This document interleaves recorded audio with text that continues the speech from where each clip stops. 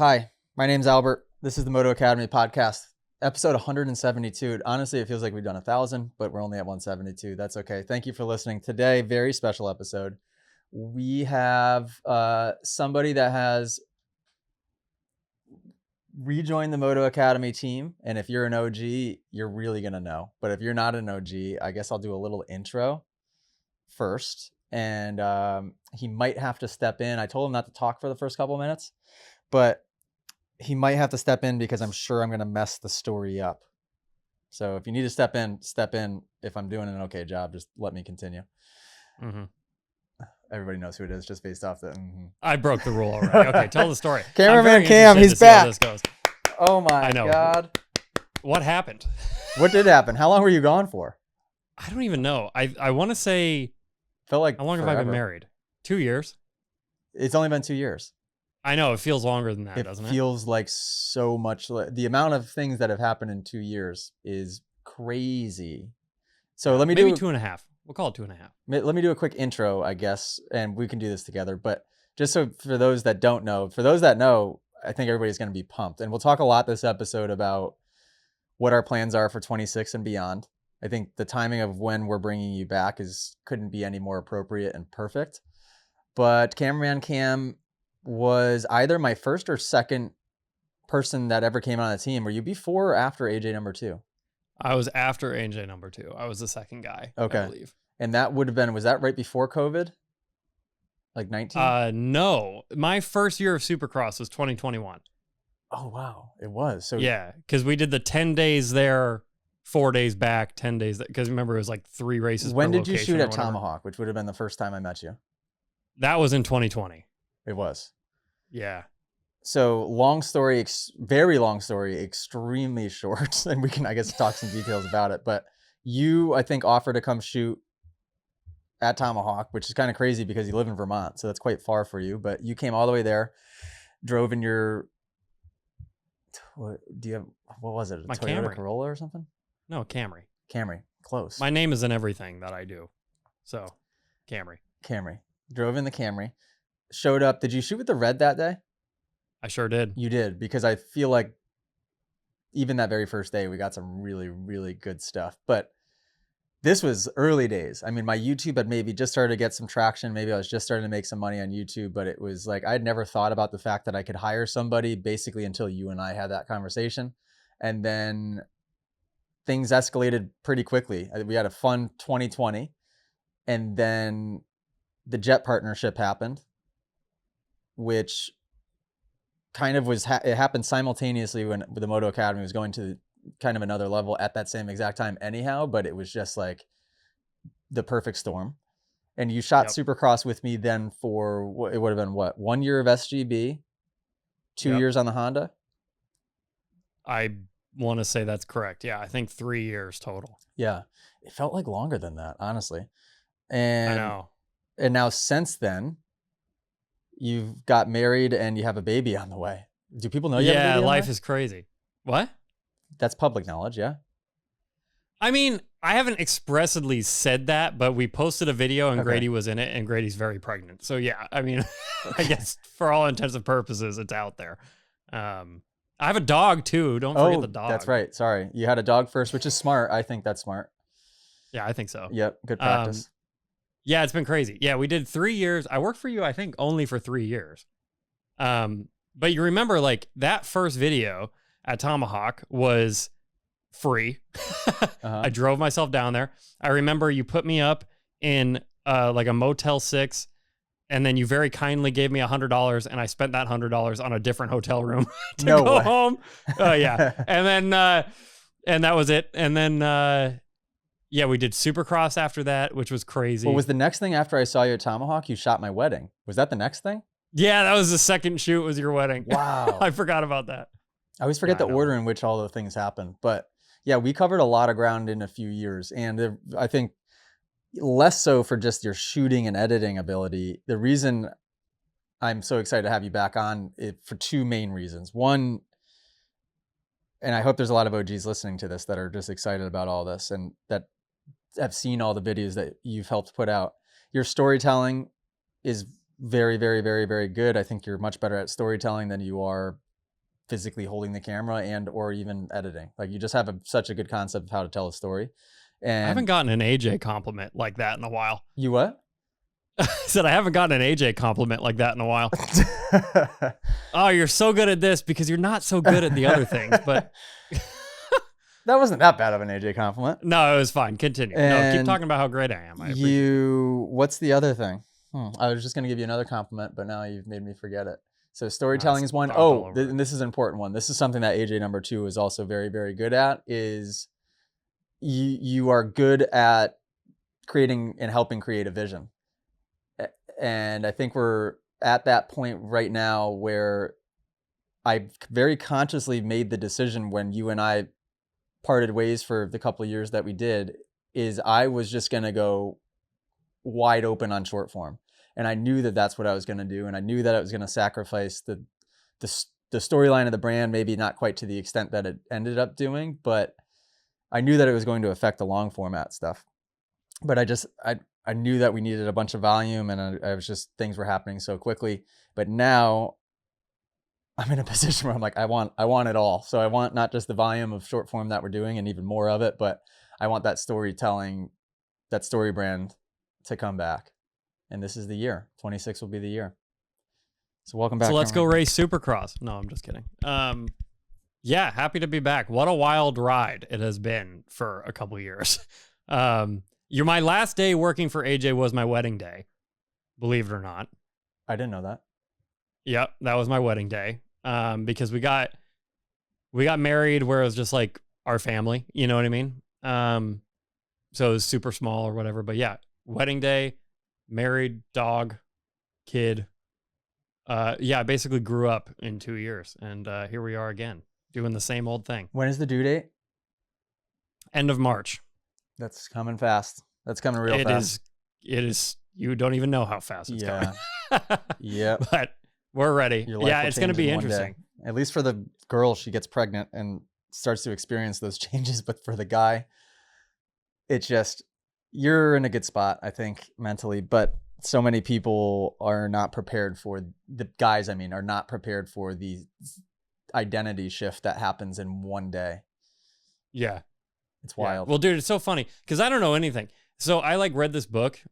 It's like basically what to expect when you're expecting for a dad. Yeah. You know? Okay. And I read all the way through this book. It tells you everything month by month, all this stuff, super helpful. I got to the end of the book and I was like, this is a terrible idea. See, I didn't read any of that. So Allie did all the what to expect when you're expecting, so and she's rereading whatever book it is now. This is like a textbook. The thing has got to be 500 pages. And it's all the technicalities of all the things, when you're at whatever trimester and this and that. And then once this and that, I had no idea. And it's not like I had younger siblings or cousins or anything. So I never changed a diaper. Do you have any experience like that or no? Oh, absolutely not. None, zero. Okay. So you'll be like me. No. Yeah. No, my kid's the first diaper for sure. Yeah. I'm not messing with anybody else's diapers. But it's funny because you just instinctively it clicks. Now I guess I can only speak for us, but it clicked, and I knew we knew what to do. And it seemed like the more that we asked other people what to do, we were either getting answers that didn't make sense or that didn't apply to us. And so we just figured it out, and we figured it out quite easily. Yeah. You just you realize, well, I guess this is what humans are meant to do. It makes sense after all. It is the one thing that humans have been doing forever. So, I mean, we're so thrilled, dude. I'm so excited. It's so weird on so many levels, but I'm just so excited. So, yeah, pretty cool. Yeah, right around the corner. March, April. So only 5-month difference between your baby and Cat and Zero baby number 2. Dude, so they'll be racing together. Yeah, that's exciting. Wow, that's exciting. That's crazy. Who do you think's gonna be faster? I don't know. I mean, judging off genetics, I think the Bushy baby's gonna have some good speed. Just be flying. Yeah, I mean, you so. Never know. You never know. We'll see. I mean, the technique will be there for sure. Speed is debatable. I have my own brand now, in case you forgot, and the brand is not about being fast. So, yeah. So just purposely, you just make your kid just fall Just right, average. just average, as average as possible. Just average speed. That's Yeah. the goal. That's good. Before we get to talking too much, we are on tour. The Moto Academy is on tour, and I can actually see the screen today. So thanks, Ethan. He did a super zoom in. I just, and I guess we can talk about where I just was as well, which is Desert Peaks MX in New Mexico. I just landed yesterday, red eye flight, double connection. Went from El Paso, Texas. So the class was in New Mexico, drove back, flew out of Texas, flew to Arizona, then went Arizona to DCA, and then DCA to Connecticut. So I took off at 7 p.m. I didn't land until 3 p.m. the next day. So I might as well have gone to, I don't know. Honestly, I could have gone taught a class in China and been back in the same amount of time. But shout out, where was I? New Mexico, because it was fun. I'll talk about that in a second. On tour, what do we got coming up? 10 Mile MX in Georgia at the end of January. Is that the only one left in January? I guess so, because Mitchell, somebody's somewhere today. Yeah, I guess so. Wow, this month flipping flew by. Ty's River Valley tomorrow, Monday. Okay. So 2 days before this episode drops. Wow, Yep. January absolutely flew by. Flight Path MX, New Zealand. So Coach Mitchell's going to New Zealand. And then so another track that I don't know how to say. Taylor, I can't read it. It's too far out. Somewhere else in New Zealand. What is that one? Taikoria? I don't know either. Taikoria. Definitely not. 100% not how you say it. That's February 4th and February either the 6th or 8th. Again, can't read it. But we're going to New Zealand. So go sign up, because last time I'm pretty sure that class sold out. So shout out all the Kiwis that we got with the Moto Academy. Love it. Then we're going to Club Moto in California. That will be with me. Then we're going to B52 Hangar in Illinois. We actually, just kidding, not for that one. We booked a day 2. We booked a day 2 for another one in March at Route 62, another indoor one. We got 74 MX, 5-day camp. Cameraman Cam will be there along with Ethan, along with every single other Moto Academy employee. That will be the most people by far I've ever flown out for one single event. So that's our first 5-day camp of 2026, which is January 26th. Then we're going back to back Motoland the next week in Arizona, February 2nd. And then we have 1 week off. And then we're another 5-day camp at Barona Oaks in Southern California on February 16th. There are still spots left, but there are not many. So go sign up, go snag your media pass. Maybe there's mechanic passes left. Go get set up. Most fun week you'll ever have, most productive week you'll ever have on the dirt bike by far. And season passes are still, I think by the time this comes out, they're still available until the 31st of this month. Is that correct? Correct. Just a little over a week left when this episode goes live, and they are selling like hotcakes. So do not wait to take advantage. Go snag your season's pass. Because what you'll see is when you go to the website, there are so many camps that we have this year and so many classes. There's no way, it'd be very unlikely that you live in an area where you don't have a bunch of options within a 4 or 5 hour drive of where you are. So go snag that season's pass, and the value is redonkulous. So go get it. Did you hear what Barry Keller and Kyle 17 did, AJ? Yes. So thank you for bringing that up, because I don't know if I've talked about this on the podcast. And this is a great idea. I encourage anyone in the Moto Academy, or just anyone period, to do it. Barry Keller and Kyle 17 got together, and they said they must have worked some math and thought to themselves, hey, if we just find a buddy inside of the Moto Academy and we commit to going in on this halvesies or bringing in a couple other people, we can get a season's pass, a family and friends season's pass, and save even more money. So that's what they did, and I encourage it. There's a family and friends season's pass. It allows up to 4 riders. You just have to, the only caveat, and not that this is a really big asterisk to put on this, you have to name the 4 riders when you sign up for the pass. But once you lock in those 4 riders, they are good for the year. Unlimited classes, unlimited camps. So bring in some buddies, call some friends up, get that season's pass, and it's going to be a blast. And Cam is going to help create the storyline of everything. The hero's journey is what we're calling it, of the customer's hero journey. And that's going to begin at 74 MX. Can we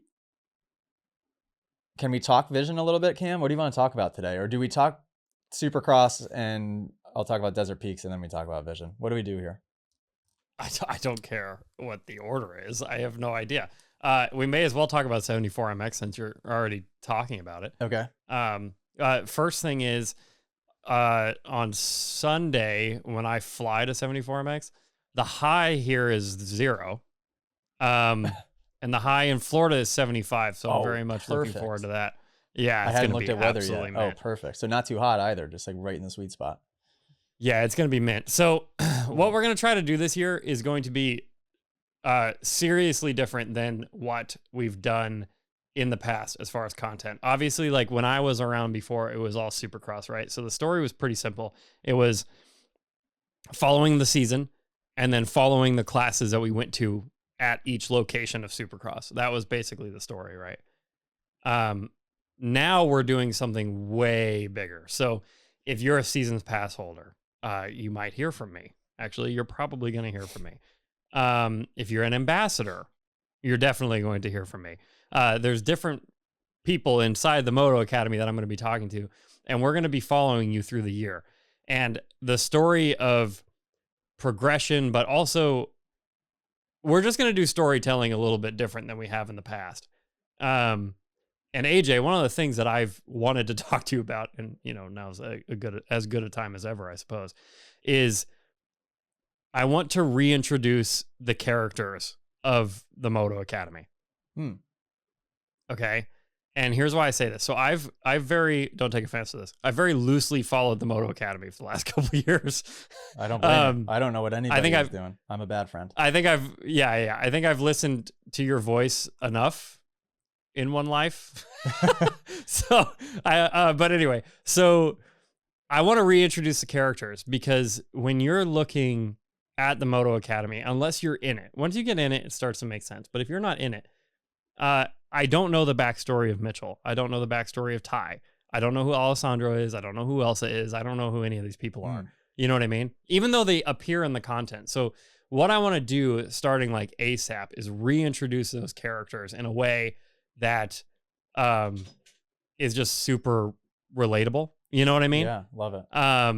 But also, so we need to start there, I think is kind of where we need to start. So we're going to be introducing here in the next couple of months, we're going to be introducing a lot of new characters, a lot of new faces, because these are going to be riders as well. And then we're going to take it all together and basically make some form of a TV show, essentially. So should be cool. Are we reintroducing me? Do you want to be included? Yeah. Okay, you can be included. Okay, what would your introduction be like? I don't know. Are you an ex Supercross racer yet, or are we still holding on to that dream? What are we doing? Well, right now, as of January 17th or 18th, whatever today is, I still say it is more likely than not that I come back and race. More likely than not. And I'd say way more likely than not as of now. Just going to keep dangling that carrot. Yeah. And I guess, I just keep dangling it. Might as well. But the only reason, I think I've explained this before, but the only reason I haven't yet is because I just want to find the perfect property to have a setup of my own. And we're being extremely particular in what that is. We've had some things kind of close to meeting those standards, but just not quite. And as much as I want to just settle to just have something and be able to just go, we're just taking our time. We're taking our time. And I feel like it'll happen when it's meant to happen. And if anything, the longer time, I know most people would say that this is a crazy statement, but the more time that passes, I think the cooler storyline that it creates when I do come back. Because you've heard me say this many times, my vision from a long time ago was, I guess a long time ago, as in right before I stopped racing, was I want to go away from racing, create this, build a family, number one, to build the Moto Academy to the biggest it's ever been by far, to where it is a powerhouse of a company in the motocross industry, like one of the most impactful, if not the most impactful brand in motocross, and then come back and race when the Moto Academy is just at its pinnacle. And the more time that goes by, the more it makes sense that the Moto Academy is only going to keep creeping up and getting bigger and bigger and bigger. And I just think it's a cooler story when I wait. But yeah, why not? Anyhow, I would like to come back and race. But yes, I am so excited for storyline. Even when we were shooting Supercross, that storyline, like you said, wrote itself, and it was, I think, maybe made your life a little easier in the sense that it was just that was an easy story to tell. We struggled with the class days. And I remember because that's when we first started shooting the class days, and it was always trying to figure out what do we shoot, right? At a class Those day. were And brutal. how do we make this, how do we make somebody want to watch this? So that was a struggle right from the beginning. Yeah. Yeah, no, without a doubt. Yeah, it's going to be interesting. The other thing is you're going to see a shift in short form as well. Because, you know, one of the things that we've talked about a bunch is just like having all the content go in the same direction. Mm-hmm. You know what I mean?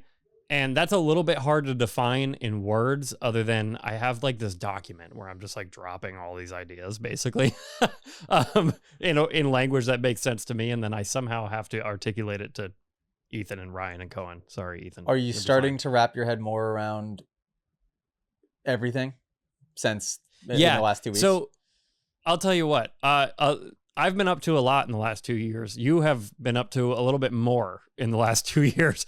The amount of things that are going on all at the same time, I am like, what is happening? But I'm learning. I'm catching up. I'm starting to figure out what people do, who everyone is, which is great. Mm-hmm. You know, when I left, there was, 4 of us maybe?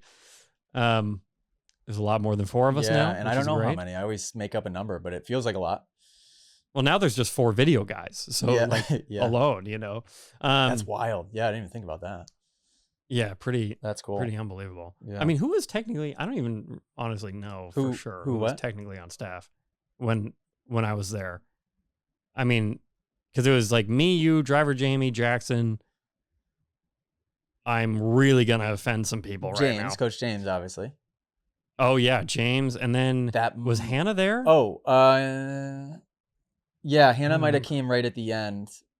Hannah might have came in right at the end, but so that was it. I mean, maybe we're talking 5 to 7 at absolute most right at the very end. Wild. Yeah. Wild. Yeah, so doubled in size. Yeah, more so. We it doubled in size each year since you left. Yeah. Mostly because you left, so we were just able to just grow that much easier. Yeah. Yeah, I know. It's crazy. Yeah. You know what's a bummer is I'm just going to ruin that now. You brought me back, and I'm just going to slow everything down. Unbelievable. Yeah, it was going a little too quick. I wanted things to just go kind of taper, not like drop off a cliff, but I just kind of wanted it to taper back down a little bit. So I'm going to tell you all the projects are going to take longer now, you know, because they're harder to make and all this stuff. But, you know, I come in with the same goal that I had when you and I were together. And you and I think we were pretty darn close. Like, I want to make content where the biggest brands, period, not the biggest brands in dirt bikes, but the biggest brands, period, see what we're doing and are like, how are they doing that? You know, like, how do we be a part of that kind of idea? Not that it's all about brands, but that's just a level of content that I want to make. And I think we have the opportunity, especially now that there's more of us. You know what I mean? Yeah. And even if you go back and look at the last vlog that we did together, which was Nashville Supercross 2023. Well, that was your last race. The last video would have been Salt Lake City trip giveaway. Oh, that was a great one. Remember that was a great the one golf too. track, yeah, the golf course. If you go back and look at some of those last few videos, but I think to just this Supercross, because this is what involves the industry a little bit more. But if you go back and look at 2023 Nashville Supercross vlog, it's got to be on my AJ Cat and Zero YouTube channel. Yep. Go watch that video and watch some other ones from that season too. But we were doing it on a level that I believe nobody else in the sport was. Like, Deegan was vlogging at that point, but ours were blowing his out of the wall. Like, ours were just so good because it was a story it was really a story. It wasn't just highlight clips and like banger riding footage. It was just a proper story. And yeah, I remember in those years, the question was always, Moto Academy, anytime somebody asks me, what does Moto Academy do? I don't know how to answer it. I remember you having a conversation with me about this. Oh yeah, we had a lot of those. Well, yeah, they they're a motocross training company, but they also have a YouTube channel and we shoot content for that. And there's an app too, and you can be inside the app. And that was when we kind of decided, okay, this is a motocross community. And fast forward 3 years from that conversation, it is so clear as to, I'm so glad that that's kind of what we decided on, because it's Yeah. made sense of everything that we're doing. It wouldn't have been possible to be as big and holistically possible if it weren't a motocross community. And that's how I want this content to feel, is I want to tell the story of all of those heroes' journeys within that community. The vet rider that's coming back after taking 20 or 30 years off, and he's raised his family and now he has some money to be able to actually enjoy the sport that he loved when he was a kid, or the young aspiring rider that wants to go pro one day, or the girl that just wants to believe in herself and try to create a pathway in motocross, which, by the way, the girl stuff is just on another level now. The fact that they're going to be putting all of them on TV, I don't think they've ever televised all of them as long as I've been alive, that I know of. Are they doing that? What? Are they doing that? Sorry, when I watch Supercross, I may or may not skip through. Oh, well, I have it muted because I'm usually watching in bed. So half the time I don't know what they're talking about. I'm just watching it. But I do and did hear that they are filming, they're broadcasting all of the women's races this year, all the outdoors. Yeah, and they get to do the last round of SMX. How cool is that? And then they do the last SMX round. So it's just building and building. Now, speaking of storyline, they need the women's help in creating that storyline. I can't help but to think, I watched the race last night and we'll talk about it in a minute, but they bring up these 3 girls onto the podium, one of which is the Charlie Cannon girl, I think her name is, maybe, and then there's the other 2 that I hadn't seen before. And I know that they're new to being in front of a camera and they're maybe new to public speaking, but the girls collectively need to come together and just work on getting better and better every day at creating a character out of yourself and creating a storyline so that it's something that pulls the audience in, something that is interesting to watch. Like, the last thing we want is to hear an interview about like, oh, I've been training really hard this year and I'm excited. Like, no, please no. Please no, because nobody cares about, no one cares about that. It's just like, we want to know who you are. And I'm excited though for the whole girl aspect. Then we have, circling back to what I was talking about, we've got like 2 or 3 other ideal member demographics essentially that we're going to be choosing, like Cam said, from the all access seasons pass holders and from our ambassadors, which will have a pretty large pot to choose from because we've received quite a few applications already for the ambassadors, which is exciting. So go on the Moto Academy website, apply to be an ambassador. There are 3 tiers. So you can basically keep on building up through those tiers, and it gets you some really cool stuff. And in the Moto Academy gear as well, which, Cam, did we order gear for you yet? I don't think so, but I've talked to the guys. You probably, were you planning on riding at all 74 MX week or no? Oh no, I'm not going to have time. I don't think. Yeah, because you're only there for the first 2 days, right? Yeah, day and a half. I would love. Oh, I'm dying up here, but yeah, it is what it is. Did you just drop me? What's going on? Sorry, I needed a sip of water. My phone was leaning up on my. Oh, your phone was holding water. So I just rode yesterday or 2 days ago for the first time in 7 weeks, maybe. Yep. Like I've been hibernating up here too, and it felt good. It felt really nice. I've been working out, so it felt good to get on the dirt bike and not feel like a doofus. You've been working out? Yeah, I've been working out almost every. Wow, things have every changed day in 2 for like years. the last That's crazy couple months. Wow. Yeah, training for Supercross. 2027 campaign. Yeah, so I took 2 years, basically 2 full years off from working out in any capacity. And even before then, I kind of stopped working out. Because if you think about like the last year that I did when I was living with and riding at Jet and Hunters, I had to kind of whip myself back into as much shape as I could before that season. And same thing even with the 22 season. Like I was just not in good shape for any of those years. So I'm trying to get that base back going, and taking 7 weeks off the dirt bike and getting back on was a good test of where's my fitness. And I felt great, because it's not that I was stringing together motos necessarily, but usually when you get back on the bike, you just get out of breath so fast, even when you're not trying to go fast. And I didn't get that, which was nice. So felt good, had a blast, went to a little, like, kind of felt like a hole in the wall track that was in a spot that did not feel like there was going to be a dirt bike track when I pulled in. And then I pull in, I'm like, oh, this is cool. It was like an arena cross style, tight layout, bunch of jumps, really cool, like dirt. The way that they prepped it was nice, considering it's in the high desert in New Mexico, and such a good group of people. And it reminded me of Bogey Brothers, where it pulled together just a really tight knit community that doesn't have many other track options, right? And they were just so excited to have Moto Academy there. It was very much a Bogey Brothers type of vibe. And I had a blast. And just like Bogey Brothers, I jumped 2 jumps in one, and I was the first person to do it. And I should have named it Albert's Leap, now that I think of it. Albert's Leap V2. Yeah, Bogey Brothers is a track in Vermont, and it's like everyone who's there, you're just accepted into the family, basically. Yeah, that's what this felt like. It was cool. Yeah, that's wicked cool. Yeah, I haven't ridden. The last time I rode was Mitchell's class at PAX. Believe it or not. Class at PAX. When the heck was that? Yeah, I think it was early December. Yeah. Whoa. Okay. Yeah. So about same fun. As me. Yeah. So fun.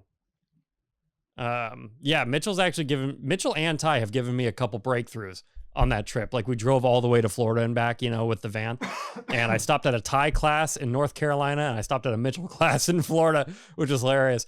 And yeah, they gave me some good nuggets while I was there. Okay. Do you remember specifically what they were? And how would you compare, I guess, the three of us? Because all three of us are quite different. Yeah. Yeah. Would you like me to rank all of you? No, I'm just kidding. Yes, rank us. Yeah, absolutely not.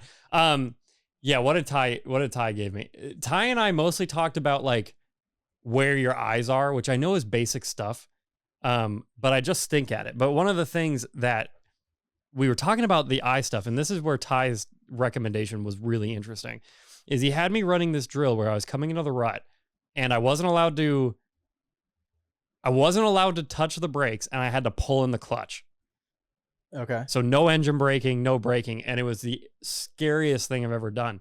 But one, it teaches you obviously to move your bike under you in a certain way, a way that makes sense, kind of like mountain biking, honestly. Yeah. But also, you have no choice but to not look down. You know what I mean? So I thought that was a super out of the box way of having me, work on where my eyes are looking, but it worked, believe it or not. Did he do it just for you or for the whole class? No, he was doing that just for me. Yeah, interesting. So I saw him do that with somebody at Winchester last year, and I hadn't done that with anybody before, but it's interesting. It kind of forces roll speed, right? Yes, because you have no engine brake at all. The difference between me being a C class rider and a B class rider is turning. That's it. Yeah, right. That is it. I just cannot turn. And if I could get roll speed figured out, everything would change, I think. But it was a good drill. And then Mitchell, I see what's interesting about what Mitchell gave me, and it was super good, is I just don't know how he saw it. But we were doing corners. My technique was fine. I thought it was good, but I was like super inconsistent. And like, you always talk about like weight the outside foot peg or whatever, and all this stuff. And for some reason he saw that I was struggling with that. And he was like, just weight both foot pegs. I think it was a corner where there wasn't a whole lot of lean angle or anything like that. Mm-hmm. And I did that, and it was like every single time was the same. I don't know what he saw. I don't know what I was doing. I thought I was doing it okay. Apparently I wasn't. But those were the two little nuggets that I really appreciated. And then I have to stop riding for 4 months and not practice any of it. So that's great. Yeah, but sometimes that time off is good because you can do more of a proper reset and rethink the way that you do it. I was excited to go teach because the same amount of time that I took off of riding was because I wasn't at a class for the 7 weeks. We had 2 in December that got shifted because of weather. And so that was the longest I hadn't taught a class other than maybe when we had Millie. And maybe it was even longer than that time off. So when I came back, I was excited because I'm like, fresh outlook. I'm going to say things differently. It's not that I wasn't worried that I was going to be rusty. I just looked at it as I'll look at this from a different angle and a different perspective. And it's helpful. Yeah. And that can go for anybody that is up here in New England this time of year. Don't stress, don't think you're losing ground. You can really use that time to grow as a person and learn things off of the bike, visualize too, whatever you want to do. And then we get back on the dirt bike, you can try to be different instead of the person that rides 2, 3, 4 days a week all the time, not taking those breaks. You kind of play the same character and make the same mistakes, and it's hard to zoom out and do it different. Yeah. I've always learned by monkey see, monkey do with dirt bike riding, filmmaking, all that stuff. You know, I watch something and I'm like, oh, I'm going to go do that. But you know, it feels funny because I feel redundant telling this story again, but it was years ago now. So it's probably fine. Maybe the OGs will remember, but one of my most productive technique years was, I think, the last winter that I was working with you when I was doing the Jet series. Yeah. Because I had to watch you and Jet ride all day, every day for 5 months. And when I got back on a bike, I rode differently, like completely differently. It just made more sense. You know what I mean? 100%. Which sounds super obvious, but it's like not many people take the study of film that seriously. I made some big strides that year in my riding too. Even though, I mean, you saw what it was like at Jet and Hunter's house. There's a lot of times where you know, it's not like if I was messing something up, well, I guess if I was messing something up bad, Dazzy would have come over, said something, somebody would have said something, but you're really, the benefit of being there is to immerse yourself in it and then watch what they're doing. It's not the instruction of them saying something, it's watching what they're doing. And it was a light bulb moment for me when I was watching all the Jet versus AJ videos that year that you made. The biggest difference was when Jet would sit down and exit the corner, and then I would watch him do it versus me. And I'm like, man, I am just so hunched pulling myself forward with my arms. No wonder I'm getting arm pump. And visually, that by far is the biggest thing that I picked up from being there in that year's time. And that did not come from verbal instruction. It came from watching that footage and me having the realization of, oh, let me try this. And then that's the biggest, that upright posture while sitting is like the biggest thing that I teach is the cornering secret now. And I was missing it before that. Yeah, I'll tell you what, I miss those guys. I have a dream of one day making the video. I should not say this on the internet. Yeah, I'll say it on the internet. Nobody, if somebody, see, this is the issue. I'm going to say this and then like MXA or Racer X is going to go do it. But I want to do the video where it's like C-Class on factory bike versus pro on stock. Oh, okay. Because it's a great title. It's a great thumbnail and it would be such a cool video. Also a wicked cool opportunity. I've thought about that for so long because you rode Hunter's bike once.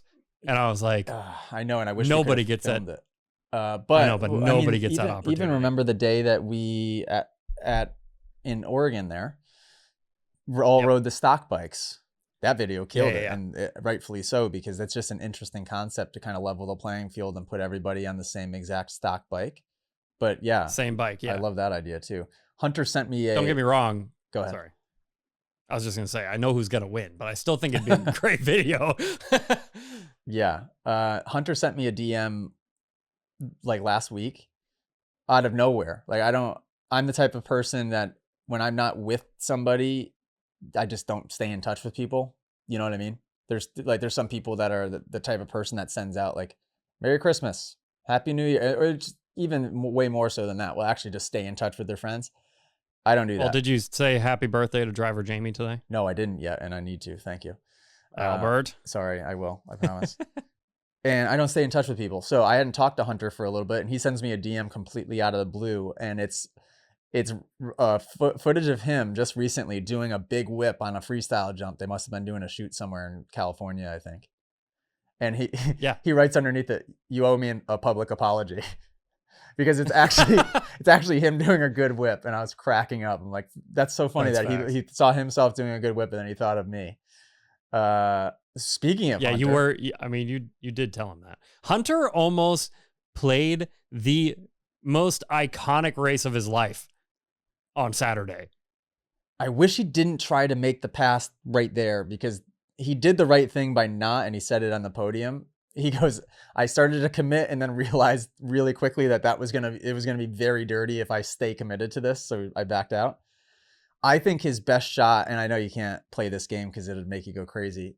Shoulda, coulda, wouldas, but had he have just stayed close and then tried to do something in that last right left, that last two corners, I think would have been the opportunity to try to make something happen. But man, he was just solid. Oh, it was just it was beautiful to watch.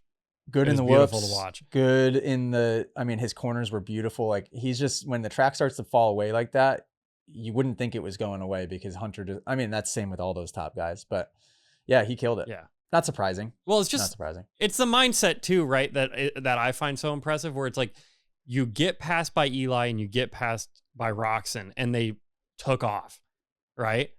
And Hunter just didn't freak out. You know what I mean? And for a second, I was like, he's getting them both back at the very end. Like, he waited all race. You know what I mean? I was like, that was just a masterful play by him. Yeah. Yeah, and you wonder how much of that was like maybe a little surprising to him. Because they mentioned in the broadcast a little bit of the fact that I don't care how good you are, it does sometimes take that reminder of, can I do it? Can I actually do it? You know? And that race was that for Hunter. It was just that little reminder of, oh, yep, yes, I can. That's right. I forgot. I can. Yeah, but I'm not surprising, because he's mentally super solid and physically extremely fit. One of the best technical riders. That was a good, fun race to watch for sure. What else happened? What were we going to talk about? Oh, the Hymas clip. We have a breakdown clip. Okay. Insane. That's fine. Insane. And when I watch people do stuff, this is going to sound cocky, but that's okay. When I watch people do stuff, there's almost nothing that I watch and I'm like, I can't do that. Like, I usually see everything. I'm like, yeah, I could do that. Even if maybe it'd take me a little bit of practice, but I could do it. When I saw Hymas save this, I don't think I would have ever thought to upshift in the air to save myself from an endo. Did you catch on to it before? This was crazy. Like, did you see this in person and notice what he was doing, Cam? Yeah, it was mind blowing. You can go ahead and play it, Ethan. And because and you can mute it, but I'll have you just keep probably replaying it over and over again so we could watch it. So he's so lucky, by the way. Had that jump have been 3 feet longer, that would have been a huge endo. And he was like, because he committed to the upshift and he was in the position he was in, there was no jumping off the bike at that point. He would have been stuck on it. And great save too, even once he ended up in the berm. But the reason that happened, this is a fun breakdown, because a lot of people might not have realized why it kicked him that way, that lap the way that it did. It's because he went really far to rider's right. And when you go too far outside, when the berm meets the jump, it creates a really weird transition to where your jump transition is much shorter. So typically, even when you ride the outside line in Supercross, you have to come off of the berm a little early just to make sure you can actually get the transition of the jump. I also think that he might have been potentially a gear, unless he was first gearing this, which is possible, he might have been a gear too low. But the reason he got the upshift is because I'm guessing when he double upshifts, actually, I'm going to bet that he goes from first to third in that double upshift.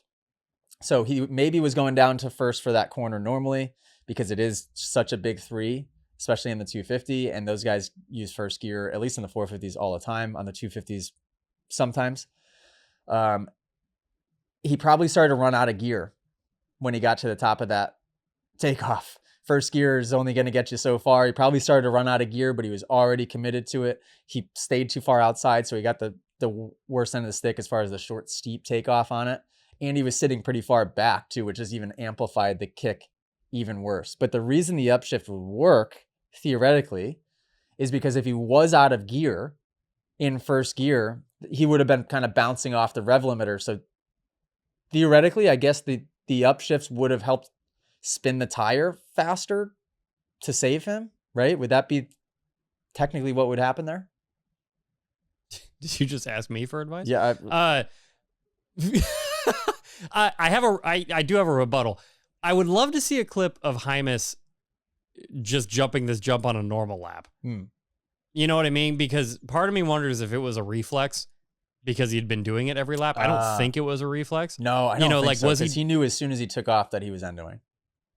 Yeah, he was in a bad way. I wish I could. I cannot see this either. Oh no, he knew right. Yeah, he knew right away. You could just tell by the way he kind of he stiffens as soon as he takes off. That's not a normal movement. He went stiff, and that was like, uh-oh. But amazing that the instinct is that's why you practice. You practice so that you do stuff without having to think about it. And the fact that he was full endo mode and just grabs a double upshift is pretty unbelievable, even to me, that, you know, I have enough experience where I feel like I could save most things. I don't think I would have upshifted there. I don't think so. So I might have nose picked it. Yeah, I mean, I wouldn't have jumped the triple. So that handles my issue. But yeah, absolutely. I don't think I would have jumped that triple either. Unreal. I mean, that looked very difficult. Yeah, it is a good call though. I mean, it's like at that point it's instinct, and when your instinct does the perfect thing to get you out of that situation, it's pretty unreal. Yeah, and who knows how much it even did, because you could tell his bike was just still endoing anyways. So it might not have done a whole lot, but the fact that he just even attempted it, to me, is pretty wild. There was another clip of Hunter. We don't have the clip of it, but Hunter in his main went really far outside one lap too. And it's if you watch back the race, you'll see the lap that it was very obviously further right than any of the other laps. And as he was approaching the takeoff, I had a brief moment of, uh-oh, is it going to kick him? The difference is that first gear on that 450, it wouldn't run out. First gear on a 450 would be in the sweet spot by the time he hit that takeoff. So he would be able to match the power more quickly to make sure he doesn't get the kick. The reason the reason why running out of power would be a problem on a seat bounce is that your power will flatline. And the way that I explain seat bouncing is you need to match your RPM curve to the abruptness of the takeoff. So if it's a really short and steep takeoff, your RPM curve needs to match that exactly. So if you're a gear too tall and you're lugging and that power is flatlined, you're in trouble. You're going to endo. If you're revved out because you're a gear too low and that power is flatlined because of that, you're probably going to endo. And that's maybe a better way to explain it.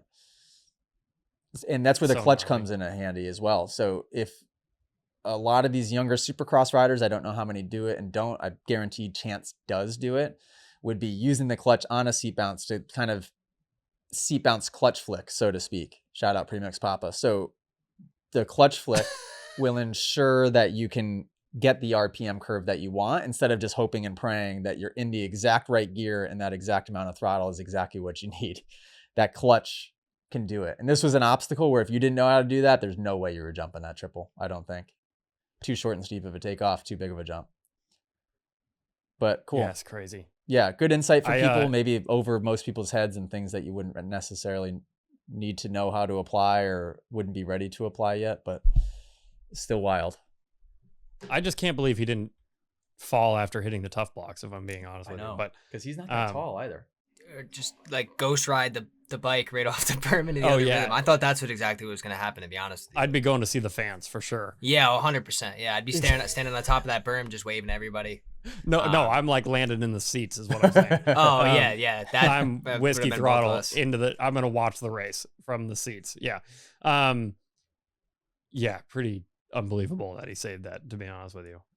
One thing I caught during the race day live, AJ, which we were talking about last episode, they do still use dartfish, which I just thought was quite cool to hear the weekend after. So they still use that, which is quite cool. And then another thing I caught too in the main event, or sorry, not the main event, the heat races and the LCQs, they're letting guys run chest mounts now.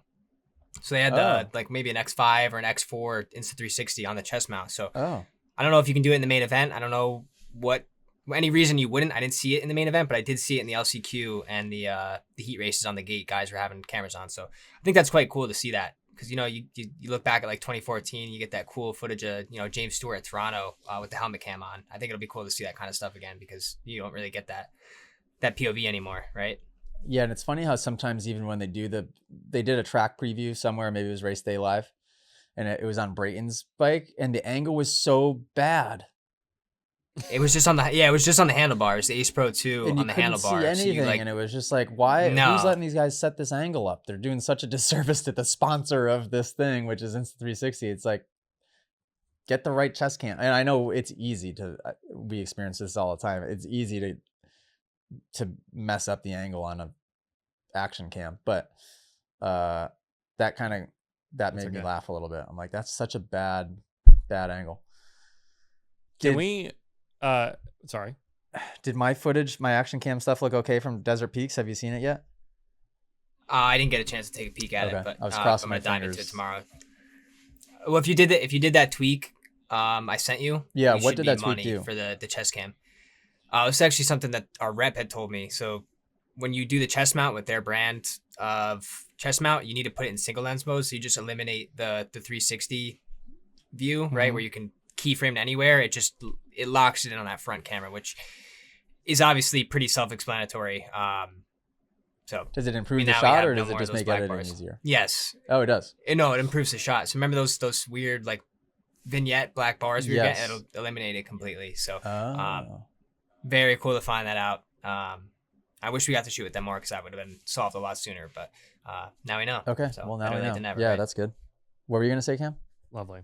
Okay, so just real quick, Chase Sexton, have you been paying attention to what Prado is doing to this guy? Wait, has he done it multiple times?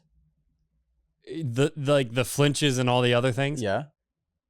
Okay, so on the gate, he hit the gate. I don't know if Prado's flinch was intentional or not. I'm gonna go out on a limb and say it was intentional. It kind of could go either way, I feel like. But did you notice when Sexton passed him under the tunnel? No. So Sexton passes him right when they get under the over-under or whatever. Prado goes wide open with the clutch in, and Chase freaked out. Oh, I'm just really? like, Prado is just playing with him. I'm like, oh my gosh. Like, I did see that, unless it was somebody else that passed Prado and he pulled the clutch in and went wide open under the tunnel. But that was Sexton. Yeah. And Sexton reacted when he did it? Oh, yeah. Oh, I mean, imagine how loud it would be too, just under the tunnel. Oh, yeah. Just, I feel like the way he hit the corner was faster than he wanted it to be. You know what I mean? That'll be my take on it. But, yeah, pretty wild. Pretty wild. That's funny. Yeah, it's going to be an interesting year. It's going to be an interesting year. Because here's the other thing. I don't know if this is a hot take. I can say whatever I want. Nobody cares. I still feel like Levi Kitchen. Yeah, I still feel like Levi Kitchen's the fastest guy right now. Oh, yeah. I mean, he was the fastest on track yesterday. He just got a really bad start. Right. I mean, he started dead last both times and almost podium both times. The dude's the fastest guy. He just needs to get a start. And I think we're going to have a really interesting 250 class too. Yeah, so, but when I see stuff like that, actually, this is something I'm interested in talking about. I can't help but to think that mentally he's not there yet. You think so? Yeah, because it's like, how do you just tip over? Both crashes in the first turn were not anybody else's fault. They were his fault, especially this one. This one, he was literally all by himself. The other one, like, he was kind of close to the riders at A1, but I mean, it was still, he just kind of went down by himself. And it's just an odd thing. Yes, mistakes, of course, happen, but I can't help but to think, is he not mentally there? And this is just the thermostat kicking in. You know, he's got the thermostat set to 71 and it went up to 73 and it kicks in and bumps him back down to 71. Like, if your belief system isn't in place, that you're just going to self-sabotage. And I just wonder, what are you talking about? So you can thermostat. So that's a way that I guess it was explained to me that didn't make sense at first. So maybe I shouldn't use that metaphor, but your subconscious belief system. So, like, not what you say out loud that you consciously think you can do. It's what you deep down believe you can do inside of your body. Like, what am I capable of? if that is at a certain level, so let's say that belief system, deep down, everything in your body just kind of tells you that you're a second place guy, or you're an eighth place guy, or you barely can make a main event, whatever it is. As soon as you're doing better than that, things will kick in to bring you back down to what's familiar. So that's where that's what self-sabotage is. It's not that people are consciously self-sabotaging themselves. It's because they're operating above their wherever their ceiling is on their belief system. So I don't know. When I see him tip over in a first corner, that's what I think of. I'm like, maybe there's got to be something mentally going on, because he is right. riding. I mean, ultimately, who knows? But he's riding amazing. What about the Deegan thing? The Deegan thing. Which part of the Deegan thing? Just the hitting Anstie? The takeout, yeah. I Scale thought of it was 1 to completely 10. fine. 10 being the most dirty. Where do you put it? Oh, dude, like maybe a 3. Oh, wow. I just did not think it was dirty at all. If you watch his rear tire, it was like, yeah, I mean, I think he was gonna hit him, but I don't think his goal was put him on the ground. If I'm being honest, like that's a hot take. I don't know, but it seemed fine to me. I'm not that harsh, when it comes to like takeouts. I'll tell you what, Chase Sexton running into whoever that was in practice was a bit ridiculous. I mean, Mitchell Harrison? What? Yeah, Mitchell Harrison. What was that? Okay. I was like, what?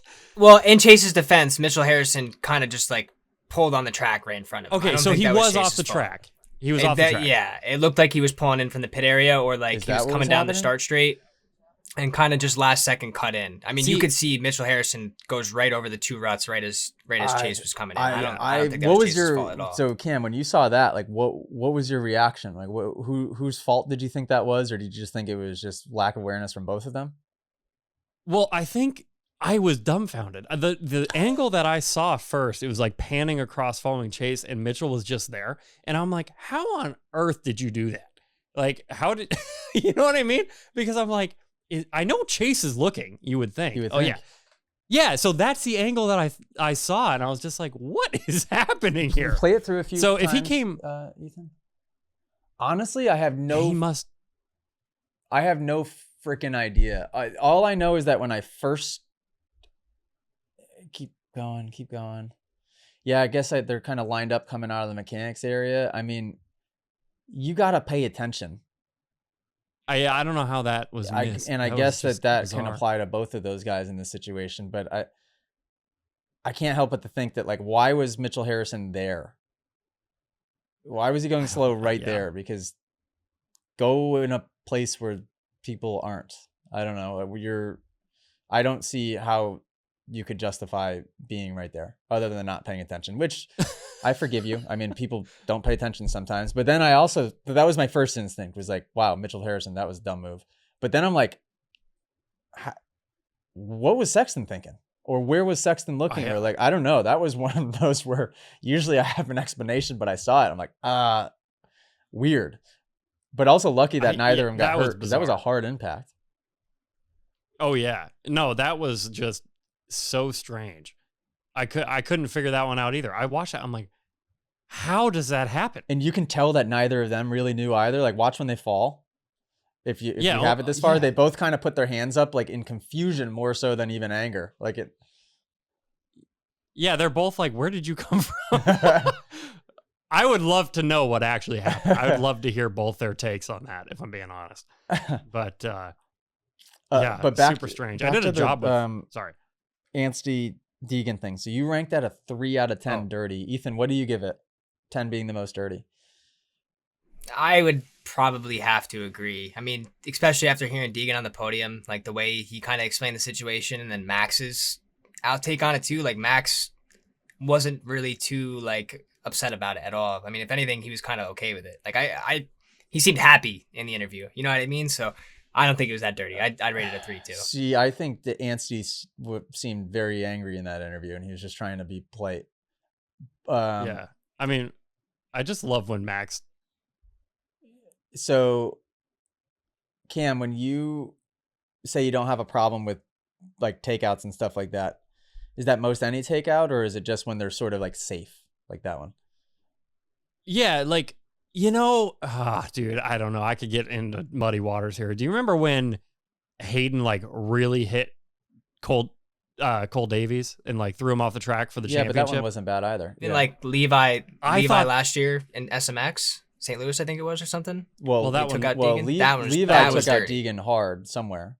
Yeah, that was questionable. But when Deegan took out Cole Davies and won the championship, I was like, yeah, I don't know. That's a $1 million pass. You know what I mean? Like, it just doesn't bug me. And I felt like Deegan barely hit Anstie. I think Deegan's intent, not to defend him, I guess, but I thought he was just kind of trying to stand him up, It didn't look like, I don't know. Ethan, do you not have that clip? I'd love to see it again now that we're talking about it.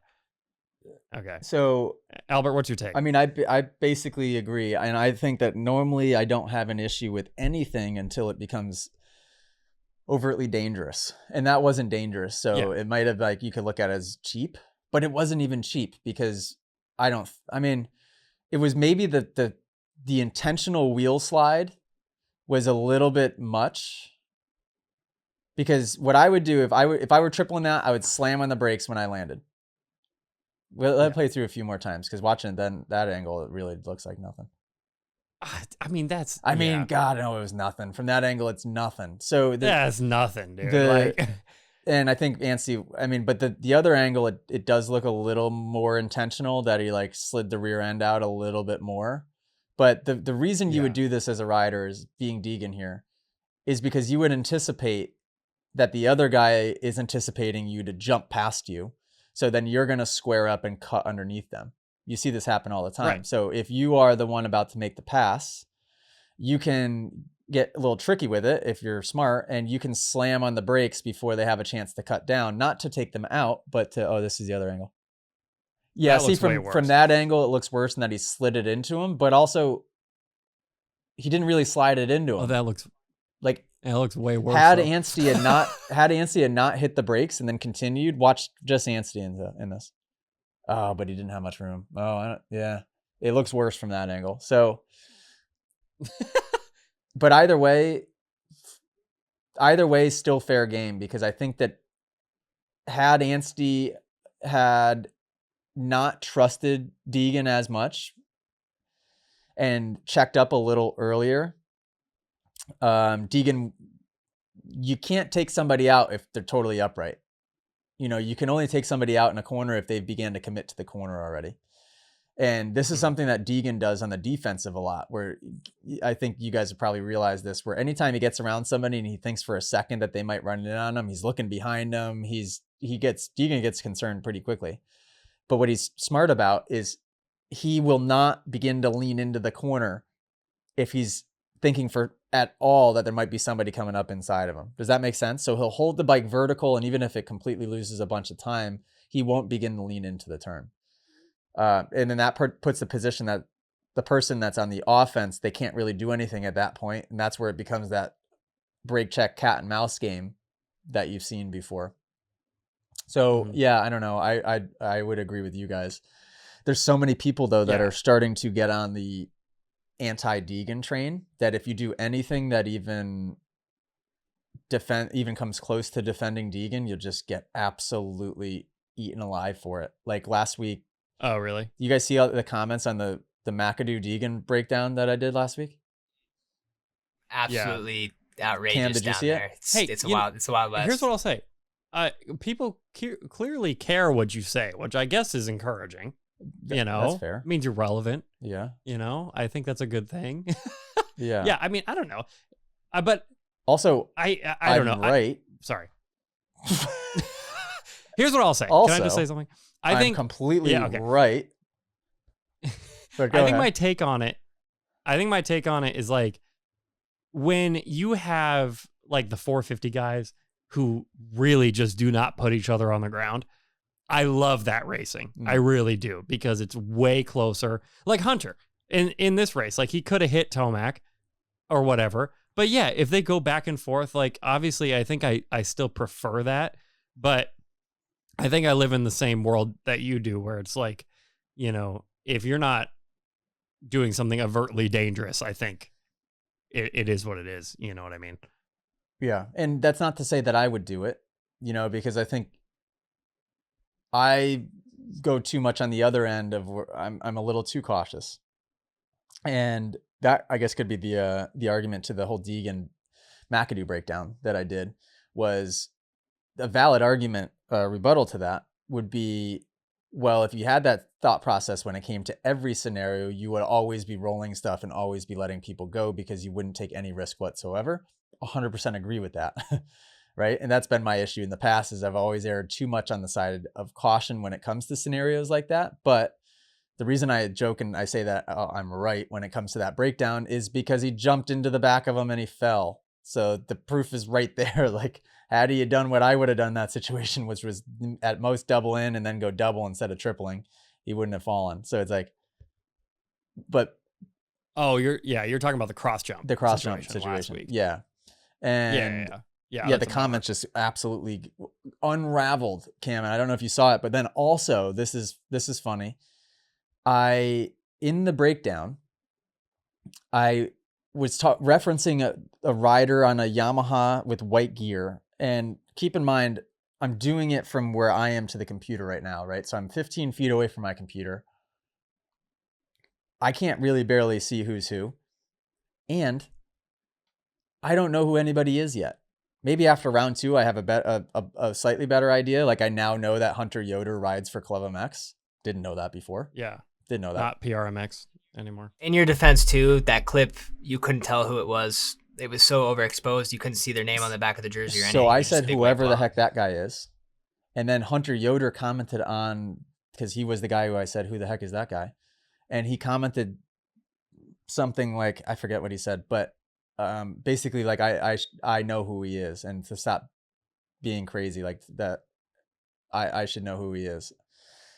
And it made me feel bad because I was young once. I'm still young, but I'm much more wise now than I once was.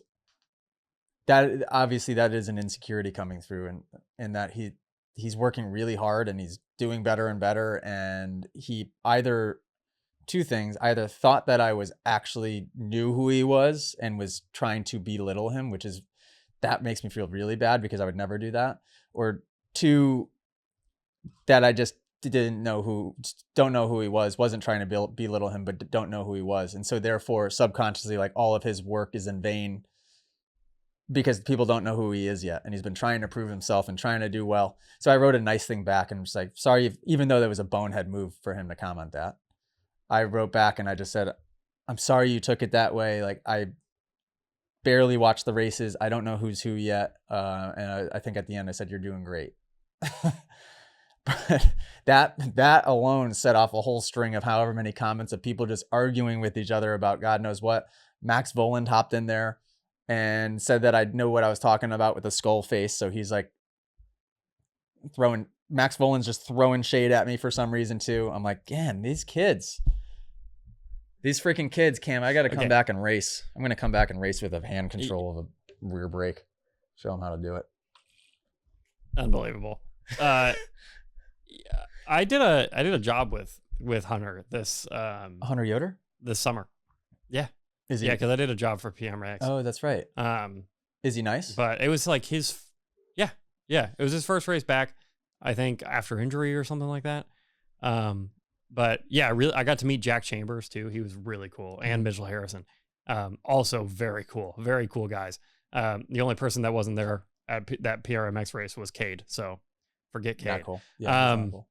Yeah, not cool at all, Cade. Good grief. But yeah, I mean, I would say just shoot him. I mean, personally, I would shoot him a message privately and just be like, "Oh, hey, like, what's going on?" You know what I mean? That's a good point. That's the only thing I would have done differently. Because here's the thing: I have one rule with comments. We'll get you there one day, maybe. Yeah, I don't engage. Like, when I actually love the comments, because if you let people sort it out, I think that's the most interesting way to view them. Mm-hmm. You know what I mean? Because ultimately, this is one of those things where it's like, heat of the moment, comment. The next day, everyone's forgotten, including the person who commented. You know what I mean? But I would just shoot them a message privately and just be like, hey, like, I didn't, because obviously you didn't know. But also, he's ridden for PRMX for how many years? And like has always been on a green bike. Like I didn't know. But also super cool thing for him is I'm pretty sure it was Hunter where he had like a 1-year deal with Club MX, and then before the season started, they signed him for another year. Yeah, isn't that cool? What, just based on his preseason? Yeah, I think didn't even see him race, and they were just like, "Oh, we're gonna keep this guy." So pretty rad. Wow. Yeah, and I mean, I got a chance to watch him in the heat race this weekend, and he looked great. He's shorter too, but the way that he rides over the front, and he doesn't ride like a short person. So he looked great. He looked great, and the club bikes look really good. That looks like a bike I would. Yeah, the Yamahas just look not good like graphic wise. I'm just saying like they just look fast, and they seem like they handle really well. Really well. Yeah, that team has kind of done incredible things. Does anybody know why? You must know why Volan has a handbrake, because I certainly don't. It was he has nerve damage in his foot. Oh, yeah, far out. He had a really wicked crash, I think in outdoors 2023, 2024 maybe, and he's got like no feeling in his right foot. And he's racing Supercross. Speaking of Volan, remember Atlanta Supercross when I was on the 125 that I had never ridden on a Supercross track, and I beat him in qualifying, and he didn't qualify. I do remember that, actually. Yeah, so maybe that's why he doesn't like me. Yeah, he was on a KTM 250, right? Factory KTM, I think. Yeah. And I out qualified him on a KTM 125. Yeah. So yeah. I remember my only Voland experience is I met him in Orlando Airport, because for some reason I was flying from Supercross to Florida, and we took a flight into Orlando, and I caught him at baggage claim and just introduced myself, and like I so appreciated back in the day during Supercross, because I'm just a fan at the end of the day, right? What riders would like make an effort to have a conversation, you know? And I introduced myself to Volan, and I was like, "Hey, how's it going?" Like blah blah blah, and then he just kept the conversation going. And I'm like, "Oh, that was like so nice," you know? Yeah, he seems like a nice kid. You can usually tell in interviews and just like interaction, but you could just tell he seems like a nice kid. So anytime somebody does that to me, whether it's somebody that is a pro rider or just somebody that I have no idea who they are on social media, I always cut people slack. Now, if you rewinded 3 years ago and I was more egotistically driven, a different story. But now it's like, I get it. You know? Yeah. I get it. But yes, you're right in that, and this could be applicable to anybody. Trying to actually solve a problem on social media, there's a much higher percentage of it working if you go into the DMs, because even if you're super, super nice in a comment, it can probably... it still doesn't work. It probably is almost always going to backfire, because then it's a show. So then it's like, it just made that other person look worse, right? So like when I comment back to Hunter and say the nice comment, it just makes Hunter look like a D-bag. You know? Yeah. And I mean, I have so it's just like there's no winning. Yeah. It's a lose-lose. Yeah, and 80% of what is it? There's some actual number, but it's like 80% of communication is body language and all of those things. But yeah, I have a pretty hard and fast rule that it's like and if it was somebody I knew, like a rider, for instance, like I'd just call him, be like, what's going on? You know what I mean? But yeah. Comments are fun. I have a strict no commenting policy on our channels, where like I don't engage at all. I just let it happen, because the other thing with do you not engage period? What's funny is period. I've never commented on one of my own videos. Oh, really? Isn't that bad? Yeah, because you're never gonna. I mean, the second you try to defend yourself, dude, you've lost. In my eyes. Well, right. You know what I mean? You don't comment at all. Period to anything. No, I don't think ever. I mean, maybe if like Brian Latmere comments on something, then I'll respond, because his are always really funny. But I'll respond as me. I won't respond as like mid-pack. You know what I mean? Which also I get comments all the time still that are like, are you Cameraman Cam? Because they're just like, they're trying to put two and two together still. Yeah, because most of my comments are faceless, like they're all like POV, and you just hear my voice. It's pretty funny. But yeah, I don't engage in comments at all. The other benefit of having like the C-class name is like, if somebody says you suck, that's the point. And you know what I mean? And like a lot of people try to give me technique advice. It's pretty fun. Is your channel overwhelmingly positive when it comes to comments? Does it fall somewhere in the middle? Oh, only on Instagram. Facebook is unbelievable. Good or bad? Facebook's brutal. Oh, it's so bad. Oh, brutal. But that's what I think is so funny though, because it's like, our biggest platform is Facebook, which tells you a lot about the demographic, right? And they're just terrible. They're like either making fun of how the bike sounds, or like, oh, I would have jumped that triple, or whatever. It's just hilarious stuff. But anyway, but yeah, I'm all about it. Well, I don't think, Cam, this might not have much relevance, although maybe it does. It has relevance to this conversation, but I think it might have relevance to your role with us. What's changed dramatically since we were working together last is that I was probably at the beginning of you working for Moto Academy, I was posting our short form stuff. Then we delegated, but I was still on there every day, highly involved. I don't use social media at all anymore. Like if you were to go on my phone and see screen time for Instagram, it's probably 45 minutes of a week. I go on there as quickly as possible to go to all the accounts to just sweep them to make sure like everything's looking good. And I'll send posts into the social media chat and Google Chat to let them know when there's one that I really like. If there's something that's off, I'll send it through. So I'm just going into sweep. I almost never am actually on social, like I'm never on social media. So I don't see, I've just distanced myself so much, I guess, from seeing any type of comment. I actually have no idea how I saw the Hunter comment in the first place. No clue how I would have seen that. Instagram obviously favors people who are either verified or have huge followings. Like that's a very real thing. It's the same with mid-pack. Like we see like the big accounts first. So that probably had something to do with it, but you never know. Or maybe what I did is it was posted and it had a lot of engagement. So maybe I was just looking to see like, what is all this engagement on this post? Like, why is it doing well? And then I saw that just like a massive argument had exploded in the comments. But I love that. Yeah. I just love that. Do you have a TikTok? Yeah. Yep. Is that overwhelmingly negative as well? Or is Facebook the worst? No, it's overwhelmingly no engagement on TikTok. Oh, okay. For some reason we don't really get anything. Almost the only comments I get are like, "Oh, I was there. Oh, I've been to that track, or I saw you that time." It's basically nothing. But that's our smallest platform too, which may have something to do with it because I was anti-TikTok for so long, and then I finally caved. Most of our TikTok engagement is just like 12-year-old kids saying, "I'm the first to comment. Can you follow me back?" That's the majority of our stuff, which is quite cool. Yeah, but we get a lot of views on TikTok. It's hit or miss.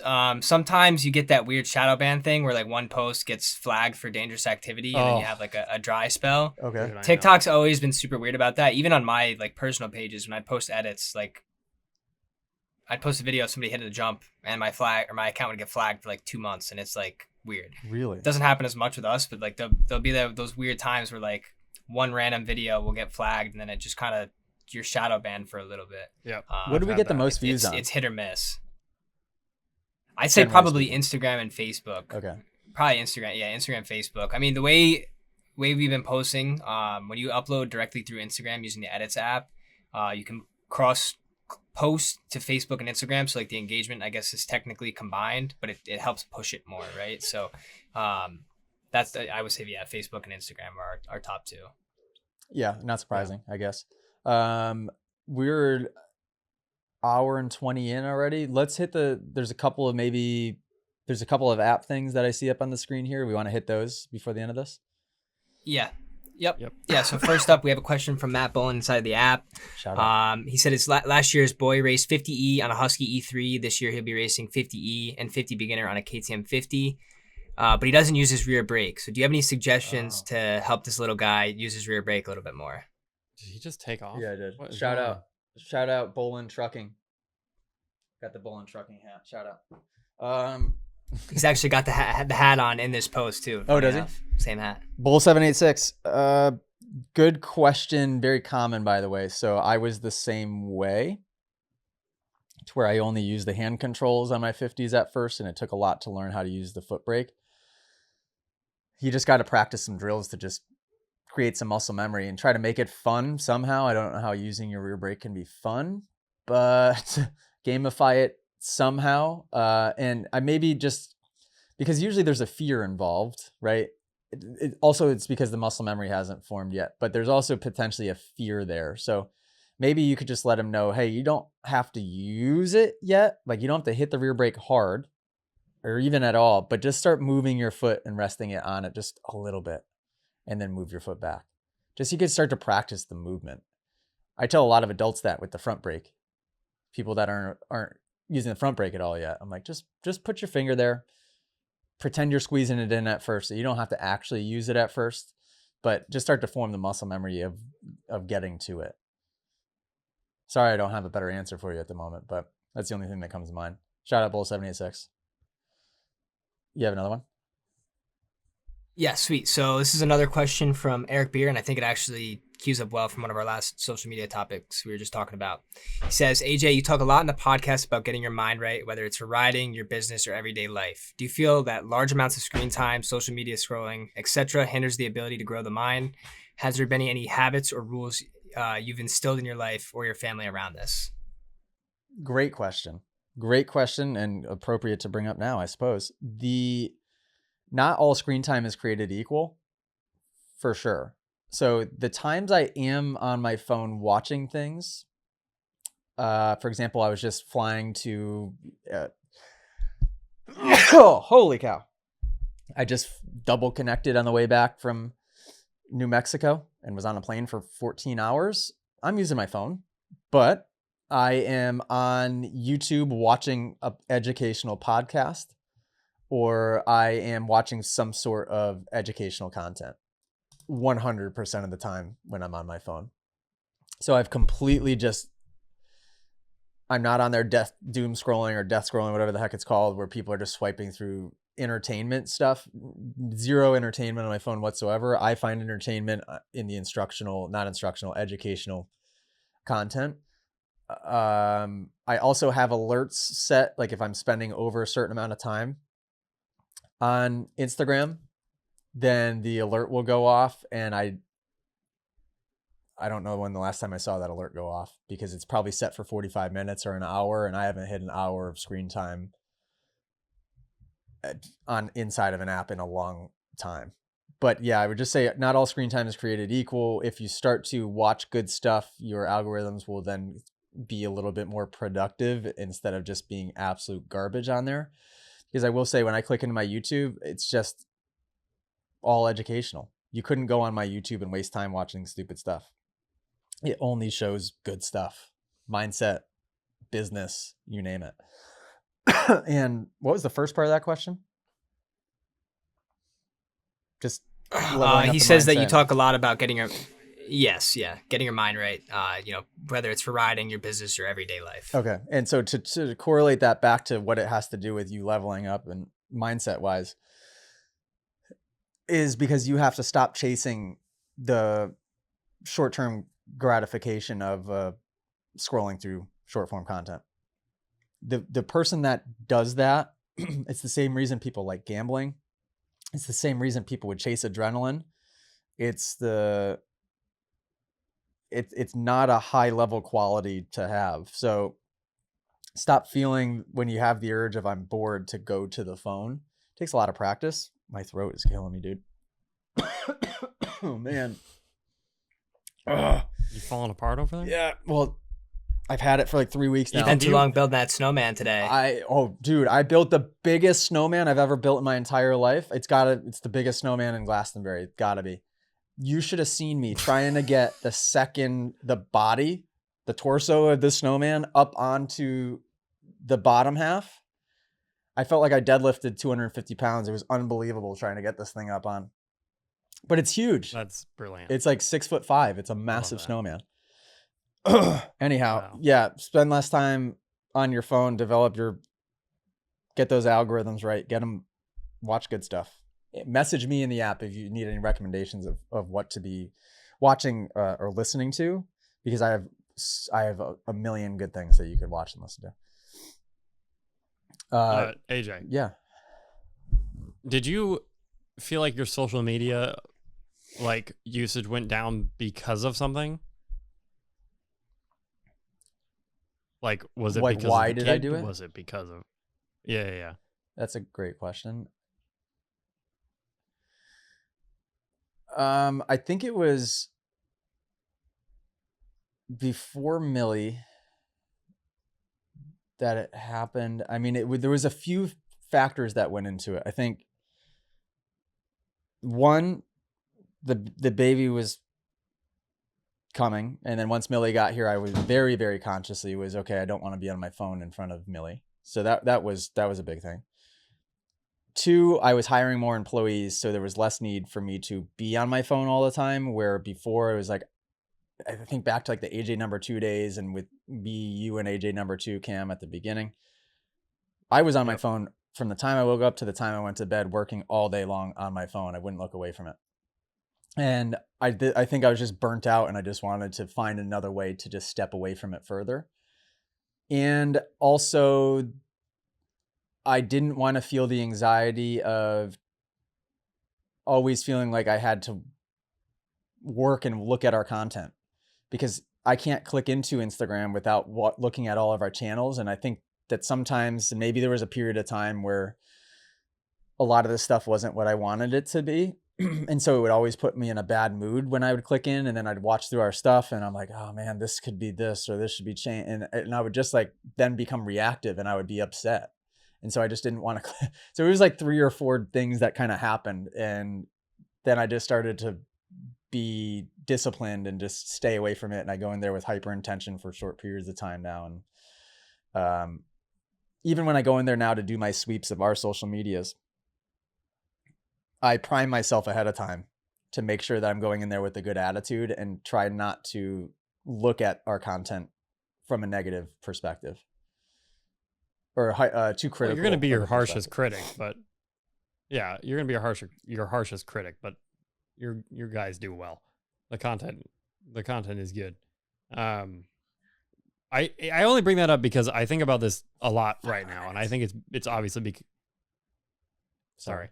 I know I'm taking all your time. It's totally because of the kid for me, because I'm like, I don't want to be on my phone all the time. No, right. And I'm on my phone all the time. And it's like, I love and cherish movies, obviously, because I'm a geek, but it's also because growing up, I never sat and watched TV ever, but I was just an outdoorsy kid. I just wanted to go like ride a bike or a skateboard or do something dangerous. You know what I mean? So I don't know. I think about those things all the time now, where it's like, I was wondering if for you, if it was the kid or what it was. But yeah. A movie's totally different too. So Millie's 2 now, right? So before, that's crazy. Before you couldn't watch a movie with Millie because she wasn't watching a movie, right? Now, you're right. Now it's a blast. So like we watched all the Harry Potters throughout the month of December. Oh yeah. I had never watched them. Nice. I'd never seen them. So I was like, wow, these movies are amazing. I brought Millie to, and right before we watched the Harry Potters, I brought Millie to Disney. And I was kind of a Disney hater before because I just thought that it was, I don't know why I thought this, but I thought it was a place that people went on vacation that didn't know how to vacation. You know, it was like the default kind of like, oh, I'm just going to go to Disney. That's what I thought it was. I don't know why. No, I mean, I think that's an okay expectation, but Disney's sweet. Well, it was magical with the little kid. Are you kidding me? It was magical. But now that's how I look at at movies. Yeah, you don't want to pop your kid in front of a screen and watch movies all day long. No, but oh my gosh, the amount of creativity and the inspiration and stuff that you can get from watching a movie is amazing. But I don't see any positives to the whole being on a phone or being on a tablet thing. It just becomes the addiction for no reason. Another thing that I do with Millie a ton, and this was this I think was really important for development right from even before she was born, was music. There's almost never a time that we don't have music going. And for the first 6 months of her life, and I'd say negative 6 months, so for the last half of Allie's pregnancy and the first 6 months of Millie's life, it was 100% classical music. 100%. Well, all I listen to is punk rock, so I don't know if. So she's just, I don't know. Just gonna wait. Do you? This is a stupid question. What? You know, boy or girl yet, or you don't? Yeah. It's a girl. Yeah, our kids are going to be in the women's classes, just shredding. Isn't that crazy? Did you have a name yet, or did you not have a name? Yeah, but that's for us. The name is for us. Oh, we'll reveal that when baby reveal happens. Okay, it's Cameron. But you have one picked out. Oh yeah. I think Grady's had this name picked out since she was little. Wow, you know what I mean? That's cool. So made my life easy. Yeah, I was all for it. It's a good name too, I think. But yeah, I like read to her right now. Did you ever do that? Yep. Yeah. Sorry, if I was not having a kid and listening to this podcast, I'd be like, what are these two talking about? But yeah, it's weird what you do once you get close, you know what I mean? Yeah. And anyway. A couple things. One, until you have a child, you can't even have a conversation barely with somebody that doesn't have a child yet about it. Right? Because even if they have way younger siblings and they can kind of understand, you can't understand until you have a kid. It's like your life changes completely for the better, obviously, but your life just changes. And it's not about you anymore. It's not about you at all. But yeah, I mean, all the studying too, before Millie was born, all the studying I do now, those first 7 years are incredibly important because you have different brain states that you're in different parts of the day, right? As an adult. So when you go to bed tonight, you'd be going from what you're in now, which is beta, right? Which are certain, you're putting off it's certain vibration, certain brain state. You go from beta, you drop down through alpha, which is like what people would refer to as flow state. You drop down then through theta, and then you drop down into delta, which is your sleeping state. When you wake up, you go right back through that cycle, the opposite direction.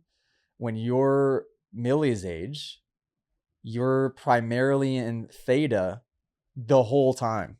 You're living your life in theta, which means that theta is the suggestible state. So like if you were to be hypnotized, if you went to a hypnotist and they hypnotized you, their goal is to drop you down from beta to alpha and get you into theta so that you could be as suggestible as possible and get that information downloaded into your subconscious.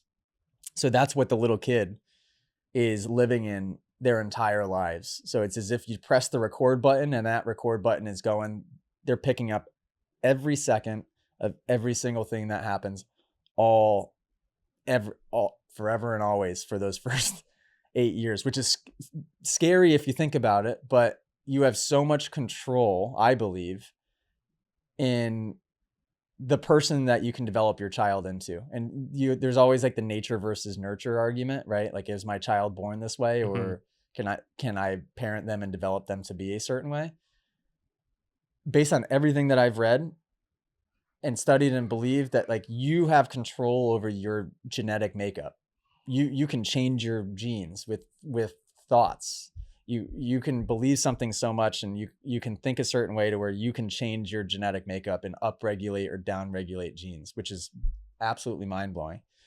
So if that's the case, then people can change, and you can change, and you can tailor, like you can create, you're creating that child.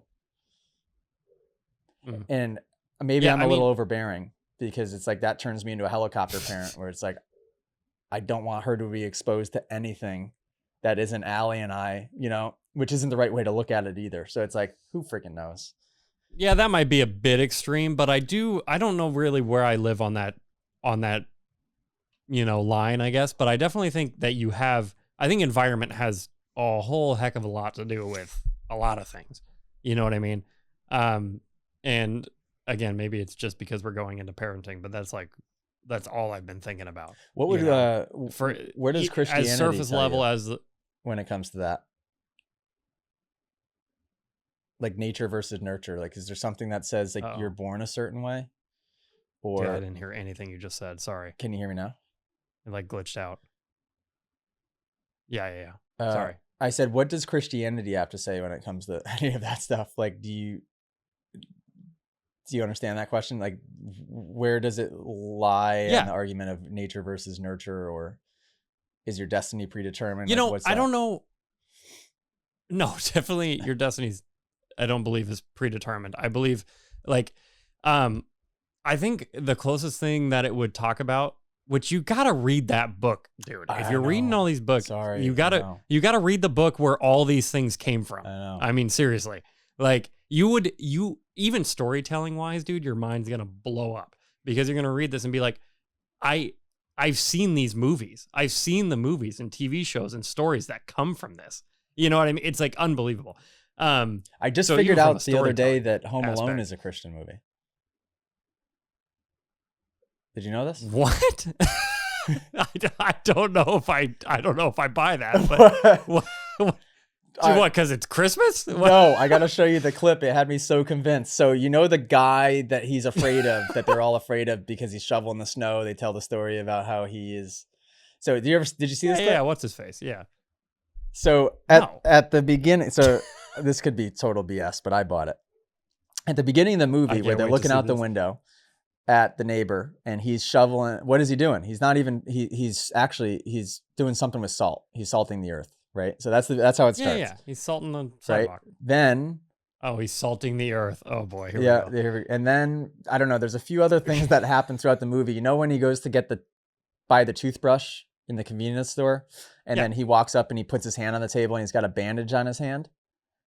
The bandage on his hand, if you watch the clip, he's bleeding on both sides of the bandage, which on like very specific spots. Like there was a little hole going all the way through his hand. So that's very odd. That one specifically was very odd. And then there was 3 other things in the movie that they pieced together in this conspiracy theory, and they're like, it's a Christian movie. I'm like, oh my God, I think it is. That makes total sense. I think it is.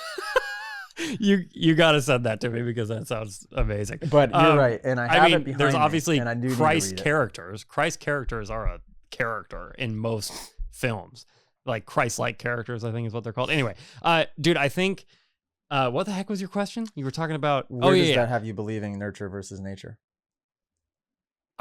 So I think the only thing that I'd be prepared to even begin to think about is like, we definitely have the gift of free will, and I definitely believe that people change. You know what I mean? I don't live in the world where people don't change. A lot of people have that outlook on life.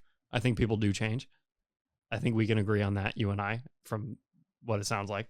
And I think some of the biggest evidence, I should say, for the gospel and the Bible and all these things are the changed lives of people, you know? But I think free will is the key there. I don't know how much it speaks towards environment. You know what I mean? I think that comes from saying just like what I've noticed in the world. I think your environment has a lot to do with it, you know? Yeah, we can go down a rabbit hole in this conversation, but yeah, in one of the books, like the good old days. In one of the books that I read, it's called Biology of Belief, and it talks about at the genetic level, like how cells are affected by their environment. And so you put this cell in a petri dish with other cells, and it is completely affected and becomes like that environment that it's in. So that's like the study of epigenetics, which is at the cellular level, you can create change. You can change at any moment. But yeah, anyhow, to tie that back into what we started having a conversation about, it's a crazy thing when you can help develop somebody. And I guess one way that I look at it is I just think that I want to give Millie a 30-year head start or a 28-year head start on what I had. So instead of having to rewire and change all of these limiting beliefs, and like, we can just curate that right from the beginning. And I'm so excited to do that because then to think where she will be 30 years down the road of compounding growth with a much better starting point, I think it's exciting. Yeah, you should send me like where you're getting some of this stuff, because I would be interested in knowing your sources. Yeah, so it's all where I basically have ended up now is everything that I read and study, it's all consciousness. So whether it be like yogi or monk books or something even like a Jordan Peterson, which is just constantly referencing stories and things in the Bible, it has all really come back to consciousness now, which I think is it aligns. It aligns in that consciousness is fundamental. I think that would align with Christianity, right? Wouldn't it? When I say consciousness is fundamental, meaning consciousness is what comes first. Like it doesn't come from your brain. The matter of your brain didn't come first. There's not something that's coming from your brain, because otherwise what were you doing before you were born? And what do you do after you die? So I'll have to send you some of this stuff, but yeah, what's interesting is it is all pointing directly back to the Bible. And for some reason I haven't still read the Bible yet. Would you, consciousness is it? Would you read it front to back? Interesting word for it. No. Okay. Do not read it front to back. Okay. You'll never get through it. The second two books are lineage. Like lineage? Is that the right word? Yeah.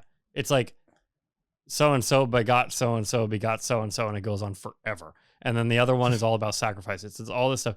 So like, it's the most complex book ever too. Well, you know what I mean? It's a bunch of different books, right? Cross references. There's 66 books. Yeah. Okay. So there's 66 books. You got to start. I would highly recommend starting in the Gospels. That's the story of Jesus. There's 4 of them. There's 4 accounts of what happened. Okay. That you want to read. And then you can kind of start to debate where you want to go next. I mean, Genesis is the first book. It's a great book. Still, it tells the story of creation and then Abraham and all that stuff, but there's a lot to unpack in it. But once you get to like Leviticus and Numbers, if you start at the beginning, the likelihood of you getting to the end is like very, very low. You know what I mean? Okay. So you kind of want to start in the middle and then jump around, because then you have Moses. Dude, it's so complex. But that's why people spend their lives studying the thing. You know, it's pretty incredible. But yeah, okay. Yeah, you got to try it. I'll try Ethan, I can't believe you just sit here and listen to this. You do this every week? Yeah, well, I mean, to be honest with you, it makes my life 100 times easier knowing what the edit's gonna look like for the full length and the edits. So that's crazy. I don't mind doing it. It makes my life so much easier. You know, fast forward a day or two from now when I'm editing. Poor Ethan's probably like an hour and 40 minutes. We haven't done this in. Well, we did one podcast since I was gone, but that was over a year ago. Just talking about the Bible. Started with what did we start? Wow. What did we start with? First day back. First day back, and here we are. That's right. That's so funny. Okay, well, I definitely have to go now because Millie is awake from. Yeah, I've had enough. So, did it snow, or is there snow on the ground where you guys are? Yeah, we got about 6 to 7 inches. No pun intended. Between the last 24 hours. Yeah. From yesterday, like overnight, like. Sorry, Friday and a Saturday, and then Saturday and a Sunday, we got about 6 inches. Wow, we didn't get anything. Oh, you didn't? Yeah, we got quite a bit here. So I thought we were on the same plane, Ethan. Oh, far out. Yeah. AJ, I know you have to go, but do you have a dirt bike right now? Do I have a dirt bike? Yeah, do you have anything? What do you do? Well, do you have a dirt bike, or you have a side-by-side, right? I have a side-by-side, so I'm just side-by-side driving nowadays. So right now, technically, I have the YZ450, which I don't know if that will go to the first camp or not. We got to figure that out. We've got the KTM 300, which is being given away on the way to the first camp. So that's exciting. We'll do the pass off there. Oh. And then Stark is delivering 4 Starks. So I'll have one that stays at my house, which is the EX, or EX, what do they call it? I don't know. It's the Enduro model.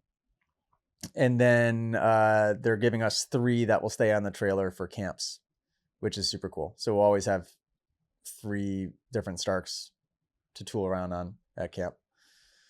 So I think that's it. I mean, I'll get a Ducati, I guess, is probably the next bike that I'll probably buy this month or next month. I hear they're great. Yeah.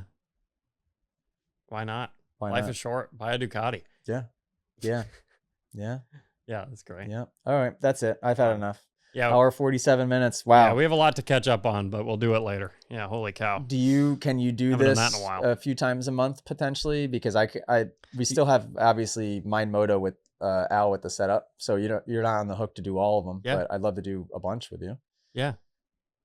No, I'm down because I need to fix this set. This is absolutely terrible. I apologize for my shot. I'll do better next time, maybe. I'm sure it probably It's also poor Ethan. fine. My gosh, the sun's down, so now it's fine. It'll work. All right. Well, I can color grade it. There you have it. Cameraman Cam is back. And thanks for having me back. Yeah. Episode what? Who knows? All right. Toodles.